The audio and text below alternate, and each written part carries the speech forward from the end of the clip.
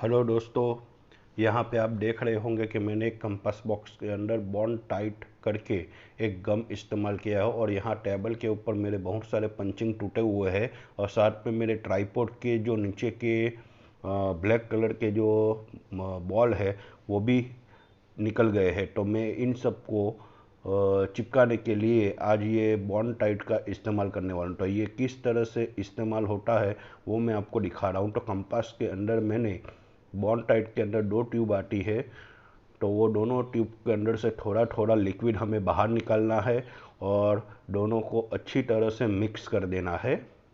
Mix करने के बाद हमें उसको जिस चीज़ के ऊपर लगाना है उसको बिल्कुल अच्छी तरह से लगाएंगे और पेस्ट कर देंगे, जिससे हमारा पूरा काम अच्छी तरह से हो जाए। तो यहाँ पे सबसे पहले मैंने अच्छी तरह से हिला दिया और ये ग्लू हमारा थोड़ा मोटा हो गया है और थोड़ा वाइट भी दिखने लगा है। अब मेरे ट्राइपॉड के नीचे के जो ये बॉल है जो बार बार निकल जा रहे थे और मुझे ट्राइपॉड इस्तेमाल करने में परेशानी हो रही, तो मैंने इसके अंदर वो गम लगा दिया और ट्राइपॉड के पैर को अच्छी तरह से पुश कर दिया।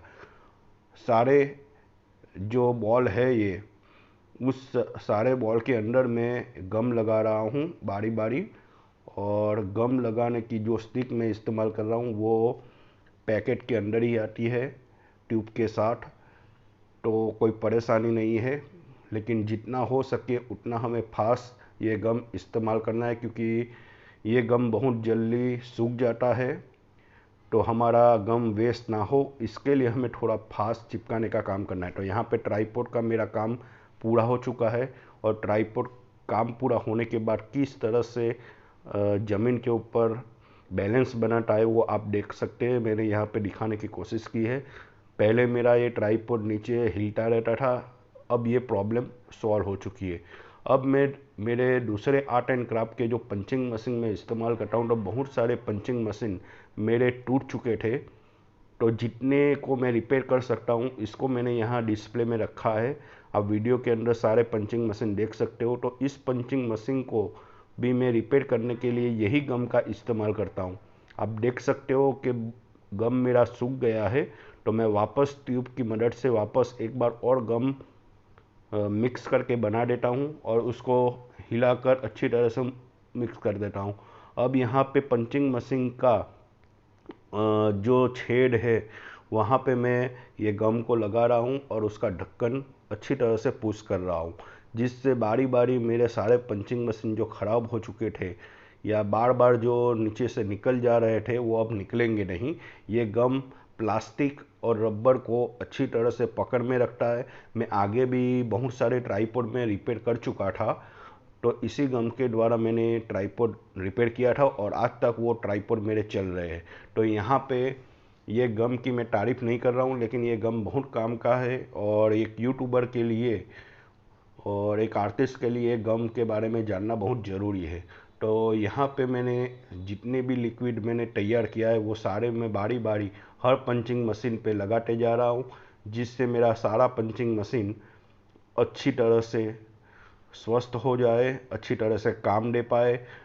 क्योंकि बाज़ार में जब ये पीसेस हम ख़रीदने जाते हैं तो वो काफ़ी महंगे पड़ते हैं और हमारा आर्ट एंड क्राफ्ट काफ़ी महंगा हो जाता है। तो पंचिंग मशीन ख़रीदने के बाद अगर उसको हम अच्छी तरह से मेंटेन करते हैं तो कई बार बार बार अलग अलग हाथों से यूज़ करने से ये प्रॉब्लम आती है। पंचिंग मशीन का नीचे का जो ढक्कन होता है वो लूज़ हो जाता है और पंचिंग करने के टाइम पे वो निकल जाता है। या कई बार तो ऐसा होता है कि पंचिंग मशीन काम ही नहीं करता। तो ऐसा ना हो इसके लिए हमें पंचिंग मशीन को बहुत अच्छी तरह से रखना है। तो पंचिंग मशीन को संभालने के लिए मैं वापस उसको रिपेयर कर रहा हूँ। तो रिपेयर करने के लिए यहाँ पे मैंने बॉन्ड टाइट करके एक जो गम आता है जो आसानी से हार्डवेयर वाले की दुकान पे मिल जाता है, 50 रुपये का मैंने छोटी सी डब्बी ये ख़रीदी है। और 50 रुपये की ये गम की डब्बी मेरे लिए काफ़ी, क्योंकि मेरे को इतना काम नहीं करना है कि मैं बड़ी डब्बी लूँ। तो मैं यहाँ पे छोटी डब्बी 50 रुपये की जो मिलती है वही मैं हार्डवेयर वाले की दुकान से लेके आया हूँ। और जो टारगेट मैंने रखा था कि मेरे इतने सारे मशीन को मैं गम लगा दूंगा, ट्राइपॉड को रिपेयर कर दूंगा, तो ये 50 रुपये की गम मेरे लिए इनफ है। और इतना काम करने के बाद भी मेरा थोड़ा सा गम बचा है, जिसे मैंने अच्छी तरह से पैक करके वापस अपने बैग में रख दिया है। तो नेक्स्ट टाइम अगर कुछ भी प्रॉब्लम होती है तो मैं इस गम का इस्तेमाल कर सकता हूँ। या घर के अंदर छोटी मोटी चीज़ जब टूट जाती है, प्लास्टिक की खिलौना ये सब, तो उसके अंदर भी हम लगा सकते हैं। तो यहाँ पे बारी बारी में सारे पंचिंग मशीन के ऊपर ये गम लगाते जा रहा हूँ। और जो पंचिंग मशीन हमारी अच्छी हो गई है उसको मैं साइड पे रखते जा रहा हूँ। तो यहाँ पे मेरे पास छोटी मशीन भी है और बड़ी मशीन भी है। तो मैं धीरे धीरे आर्ट एंड क्राफ्ट का सामान बाई करता रहता हूँ, क्योंकि ये इतने पैसे नहीं होते हमारे पास कि एक साथ सारा मटेरियल खरीद पाए। तो मैं हर बार थोड़ा थोड़ा पैसा जमा कर कर थोड़े थोड़े मशीन में ख़रीदता रहता हूँ और उसे रिपेयर भी करता हूँ। और साथ में यही पंचिंग मशीन को इस्तेमाल करके मैं सारे पेपर को या सारे ग्लिटर पेपर को मैं काट देता हूँ और एक कंपास बॉक्स के अंदर सारे पेपर संभाल के रखता हूँ। जब भी मुझे आर्ट एंड क्राफ्ट का कुछ काम पड़ता है तो मैं पंचिंग मशीन ना निकाल कर सीधा कटिंग किया हुआ पेपर ही मैं यूज़ करता हूँ। इसीलिए मेरे पंचिंग मशीन 4 साल से चल रहे हैं और अभी जो खराबी हुई है वो भी इतनी ज़्यादा नहीं है, बस थोड़े लूज हो गए थे। तो गम चिपकाने के बाद वो अच्छे हो जाएंगे वापस और काफ़ी आगे तक मुझे साथ देंगे। तो किस तरह से हमें पंचिंग मशीन को संभालना है वो मैंने आपको बताया, और किस तरह से इस गम की मदद से हमें पंचिंग मशीन को रिपेयर करना है वो भी मैंने आपको बताया। तो दोस्तों, मेरा ये वीडियो आपको पसंद आया हो तो सबसे पहले मेरे चैनल पे जाके चैनल को सब्सक्राइब करिए, नोटिफिकेशन बटन को भी दबा दीजिए, साथ में वीडियो को लाइक ज़रूर कर दीजिए और हो सके उतने अपने आर्टिस्ट भाइयों को ये वीडियो ज़रूर दिखाइए, क्योंकि सभी आर्टिस्टों के पास ये टूल्स रहते हैं, लेकिन कई बार कुछ लोगों के पास दिमाग में आइडिया नहीं रहता कि ये टूल्स को रिपेयर किस तरह से करें। तो इस वीडियो के अंदर मैंने वही चीज़ बताने की कोशिश की है कि हम अपने पंचिंग मशीन को किस तरह से रिपेयर कर सकें। तो दोस्तों, पूरा वीडियो मेरे साथ बने रहिए और इन्जॉय करिए। मैं यहाँ पे इतना ही बताऊँगा कि जो पंचिंग मशीन है वो काफ़ी महंगे रहते हैं और उसे संभालने के लिए हमें हमेशा एक ही हाथ से उस मशीनों का इस्तेमाल करना चाहिए।